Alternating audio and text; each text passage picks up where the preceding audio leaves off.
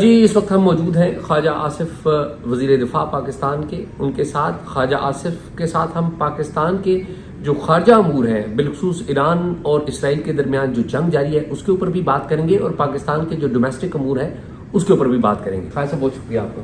خواجہ صاحب آپ کی رائے ہمارے سامنے آتی رہی، یہ بتائیے کہ بہت سارے لوگ کہتے ہیں، اسٹریٹجسٹ کہتے ہیں کہ لیبنان، سیریا، عراق، اس کے بعد پاکستان کی باری ہے۔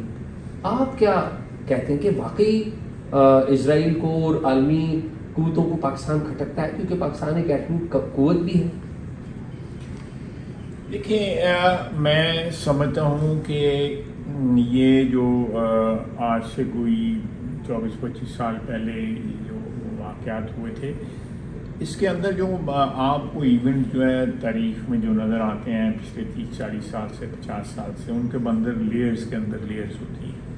یہ جو آپ کو اپیرنٹلی نظر آ رہا ہوتا ہے سطح کے اوپر، وہ بڑا سطحی سی ویو ہوتا ہے، اس کے اندر جو ہے پھر وہ 25-30 سال کے بعد جو ہے ویسٹ میں بھی، ہمارے ملک میں بھی، دوسرے ملکوں میں بھی جو ہے وہ سیکریسی کا جو بار ہوتا ہے وہ اٹھتا ہے، تو پھر چیزیں سامنے آنی شروع ہوتی ہیں۔ یہ بالکل جس طرح اسٹیبلٹی تھی، ڈکٹیٹرز جو ہیں ان کا ایک آمرانہ جو طرز حکومت ہوتا ہے اس میں فلاز ہوتے ہیں، اس میں بالکل ایسی باتیں ہوتی ہیں جو ہیومن رائٹ سے ڈائریکٹلی جو ہے کلیش کرتی ہیں، لیکن ایک اسٹیبلٹی تھی۔ سیریا میں بھی ایک اسٹیبلٹی تھی، عراق میں، لیبیا میں، ان ساری جگہوں پہ جو ہے نا وہ ایک اسٹیبلٹی تھی، اور وہاں کی عوام کو جو ہے سہولتیں تھیں، ایجوکیشن کی، ہیلتھ کی۔ عام آدمی وہاں پہ کوئی بھوکا نہیں سوتا تھا، وہاں پہ غربت نام کی کوئی چیز نہیں تھی، اور اس سارے نقشے کو جو بدلا گیا ہے پچھلے 15-20 سال میں، اور میں سمجھتا ہوں کہ اسرائیل کی جو پالیسیز ہیں وہ ہمارے ویسٹرن ملکوں کی پالیسیز کے اوپر بہت زیادہ اثر انداز ہوتی ہیں۔ یہ چیزیں جو ہے اگر آپ تاریخ پڑھیں تو کبھی بھی کسی کا، انگریزی میں کہتے ہیں کہ you tend to overplay your hand, اتنے آپ کے پاس کارڈز ہوتے نہیں ہیں جتنی آپ اس کے اوپر بیٹ کر دیتے ہیں۔ تو یہ ایک تاریخی غلطی ہو رہی ہے اس وقت post second world war period میں، انٹینسیفائی جو ہے وہ 80s-90s میں آ کے زیادہ انٹینسیو پچھلے 20-30 سال سے۔ تو اس کو کریکشن کی ضرورت ہے، نہیں تو ہمارا خطہ تو آلریڈی تباہی بربادی کا شکار ہوا ہے۔ اور آپ پاکستان کا ذکر کرتے ہیں، اللہ تعالیٰ یہ حفاظت کرے مسلم امت کی بھی، پاکستان کی بھی۔ ہمیں بہت ضرورت ہے کہ ہم اپنی جو کوتاہیاں ہیں، جو غلطیاں ہیں، ان کی اللہ تعالیٰ سے معافی مانگیں اور اپنے اعمال درست کریں۔ پھر اس کے بعد جو ہے اللہ تعالیٰ کی مدد، اللہ تعالیٰ کی پروٹیکشن، اس کی حفاظت جو ہے وہ اویلیبل ہوگی، اس کا وعدہ ہے۔ آپ سمجھتے ہیں ذاتی طور پہ کہ اس بات کا خطرہ موجود ہے کہ پاکستان بھی ٹارگٹ کیا جا سکتا ہے، آج نہیں بعد میں کسی 5 سال بعد؟ یہ چیز جو ہے ہمیں اس کو نظر میں ضرور رکھنا چاہیے، لیکن میں اس وقت کوئی امیڈیٹ خطرہ جو ہے محسوس نہیں کرتا۔ ایران اور اسرائیل کے درمیان موجودہ جو اسٹینڈ آف ہے، جنگ ہے، اس میں ابھی تک کی آپ کے پاس بحیثیت پاکستان کے ڈیفنس منسٹر اطلاعات کیا ہے کہ ایران کو کتنا نقصان ہوا ہے؟ ظاہر ہے ہمارا پڑوسی برادر ملک ہے۔ میں سمجھتا ہوں کہ ایرانی بڑی بہادری کے ساتھ لڑ رہے ہیں۔ اسرائیل کی ایئرپورٹ دیکھ لیں، وہ غزہ کے کھنڈرات پہ کہ جو ہے ٹوٹے ہوئے صوفوں میں بیٹھے ہوئے ہیں فلسطین، کھنڈر کے کھنڈر ہیں، کوئی چیز سلامت نہیں ہے، بیٹھے ہوئے ہیں۔ ان کا اس زمین کے ساتھ رشتہ ہے نا، اس زمین کے ساتھ ناتا ہے، وہ اس زمین کے بیٹے ہیں، بیٹیاں ہیں، وہ وہاں بیٹھے ہوئے ہیں، ان کہیں نہیں جا رہے۔ لیکن آپ اسرائیل کے ایئرپورٹوں میں دیکھیں، اتنا رش ہے، لاکھوں کی تعداد میں وہاں پہ لوگوں کے پاس امریکن پاسپورٹ ہے، وہ دوڑے، کوئی رو رہا ہے، کوئی بنکرز میں بیٹھ کے رو رہا ہے، کوئی تہہ خانوں میں بیٹھ کے رو رہا ہے۔ ایک مصیبت ہے، کمٹمنٹ نہیں ہے ان کی، اپنے وطن کے ساتھ کوئی کمٹمنٹ نہیں ہے، لیکن زمین کے ساتھ جو رشتے ہیں، مٹی کے ساتھ جو رشتے ہیں، لازوال رشتے جو ہیں، وہ جو وہاں پہ عرب قوم ہے اس سارے ایریا میں، فلسطینی ہیں یا عراقی ہیں یا کوئی بھی ہیں، ان کے مٹی کے ساتھ رشتے ہیں۔ اگر آج مشکل وقت ہے تو انہیں 100,000 انجم سے ہوتی ہے سحر پیدا، ایک علامہ اقبال کا بڑا پرانا شعر کا مصرع ہے. خواجہ صاحب یہ بتائیں کہ army chief general Asim Munir کی نیشنل سیکورٹی ایڈوائزر کے ساتھ اور وزیر داخلہ کے ہمراہ ڈونلڈ ٹرمپ سے امریکی صدر سے ملاقات ہوتی ہے، تو کیا ابھی تک آپ کے پاس کیا آفیشیل معلومات آئی ہیں؟ ایک تو امریکہ نے بھی ان آفیشیلی پاکستان سے بھی چلا، کیا ایران بھی ڈسکس ہوا ہے؟ امریکی صدر نے بھی کہا؟ نہیں، یہ تو سارے بڑی کمپریہنسو گفتگو ہوئی ہے.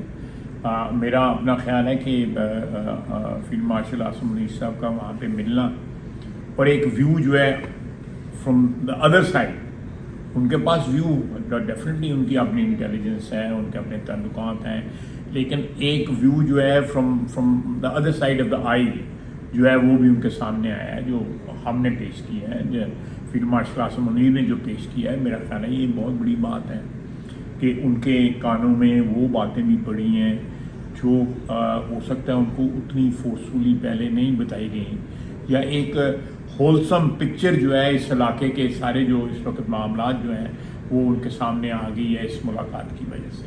دس از مائی انالیسس. تو آپ سمجھتے ہیں کہ اس سارے معاملے میں army chief general Asim Munir جو وہاں پر موجود تھے ظاہر فیلڈ مارشل، کوئی جو امریکی صدر ہیں ڈونلڈ ٹرمپ، وہ پاکستان کو کوئی رول پلے کرنے کا بھی کہہ سکتے ہیں ایران اور نہیں، میں بالکل آپ صحیح کہہ رہے ہیں، بالکل صحیح کہہ رہے ہیں.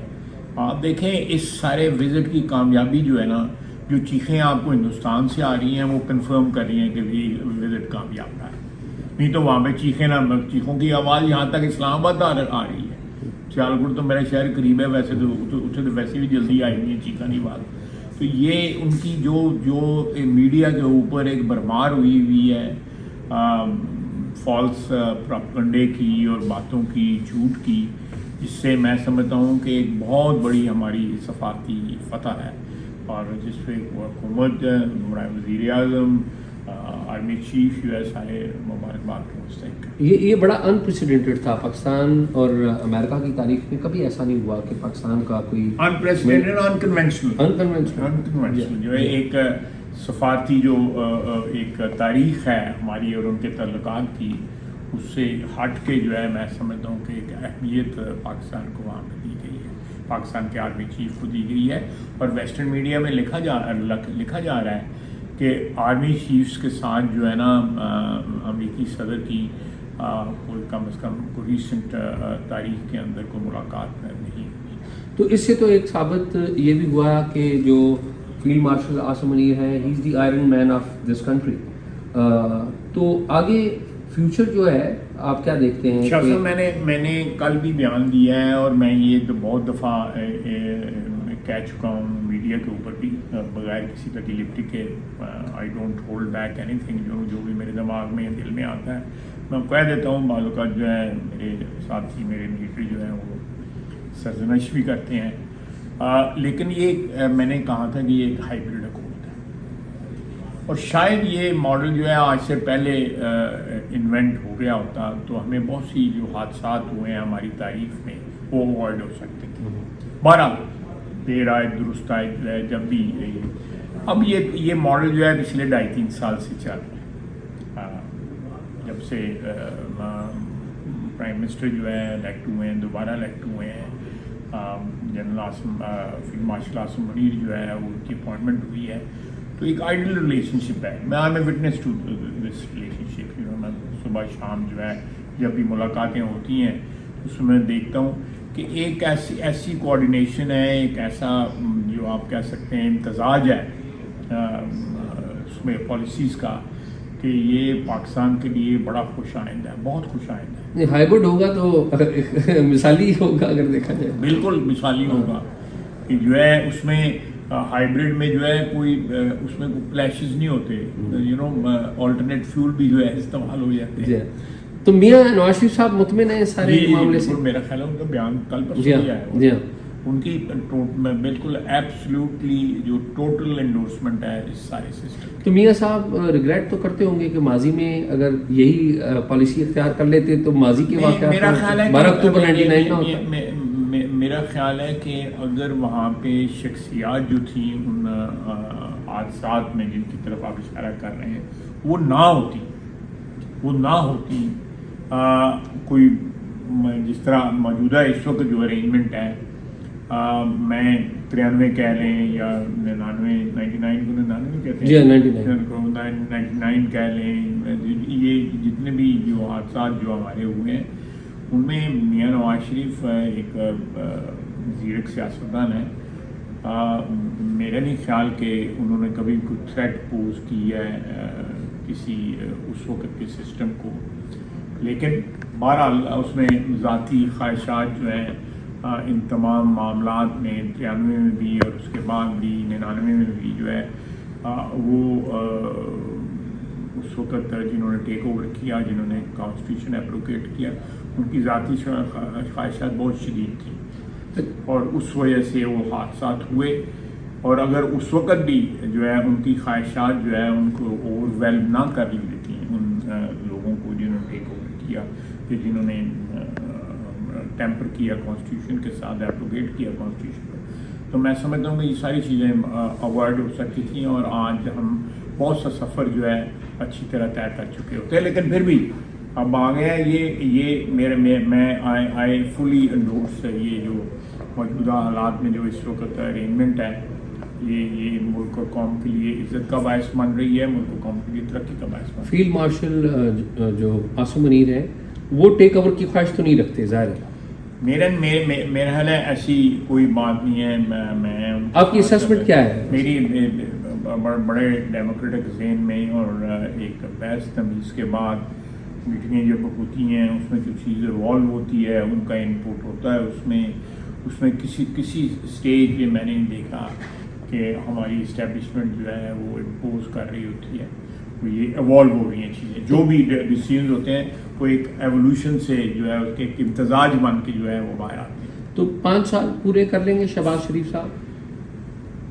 میرا اگر موجودہ حالات جو ہے اللہ تعالیٰ پاکستان کی عزت میں بھی اضافہ ہوا ہے، پاکستان کے اندر کے حالات بھی معیشت دے گا، تو میرا خیال ہے میں تو بڑا نہیں بولنا چاہیے. 5 سال انشاءاللہ تعالیٰ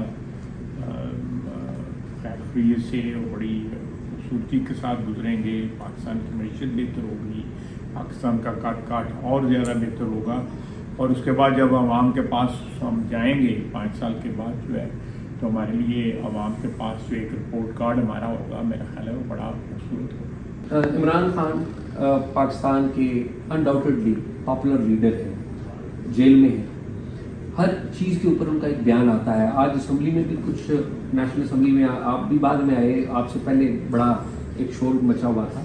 خان صاحب آپ کو نظر آ رہے ہیں کہ سارے کرائسس میں کہ ایک ابھر کے سامنے ہے، ایک رائے دیں اس ایشو کے اوپر ویدان؟ اور دیکھیں اب یہ اس چیز کو میرا خیال ہے 1.5 ماہ ہو چکا ہے. جی ہاں بالکل.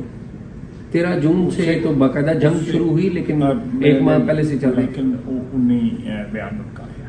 کیوں نہیں خان صاحب کا بیان؟ دیکھیں آپ دیکھیں کہ انہوں نے اپنے جو برادر نسبتی تھے ان کے وہ زائنسٹ ہیں، ایکلیمڈ، وہ اس چیز کے اوپر فخر محسوس کرتے ہیں کہ وہ زائنسٹ ہیں، صہیونی ہیں. ان کے الیکشن کمپین میں جا کے انہوں نے کام کیا ہوا ہے. ایک مسلمان پاکستانی نے یاد صادق خان کے خلاف الیکشن لڑا، لندن کے جا کے وہاں پہ جا کے کیا اور جسٹیفائی کیا کہ میں ٹھیک کر رہا ہوں، بڑا اچھا آدمی ہے، میرا سالہ جو پہلے رہا ہوا ہے. تو یہ اب دیکھیں وہ کبھی بھی صہیونی عمران خان صہیونی لابی کو ہیڈ آن نہیں لے گا، کبھی بھی نہیں لے گا. بیان کیوں نہیں دے رہا؟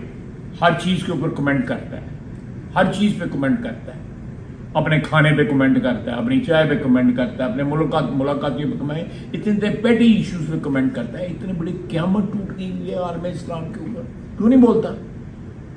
بغیر کسی بہام کے غیر مبہم بیان اس کا آنا چاہیے کیٹیگورکلی. اور یہ یہاں پہ اس کے چیلے چانٹے جو ہیں کہتے ہیں جی یہ ہو گیا وہ ہو گیا.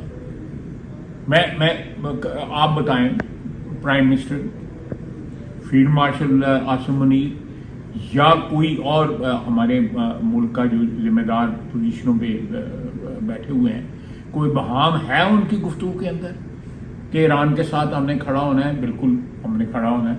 ہم غزہ کے ساتھ ہیں، بالکل. اور ڈیلی بولتے ہیں، یہ نہیں کہ ایک بیان دے کے تو بس سو جاؤ جڑا ہے. اور یہ مسلطوں کے شکار ہے. ان کا خیال ہے کہ سنی جو ہے اسرائیل ہمیں دوبارہ جو ہے وہ اقتدار میں لے کے آئے گا، کیونکہ اسرائیل جو ہے وہ دنیا کو اس وقت دنیا کا مالک ہوا ہے. یہ بالکل یہ مینٹلٹی ہے. بہت شکریہ.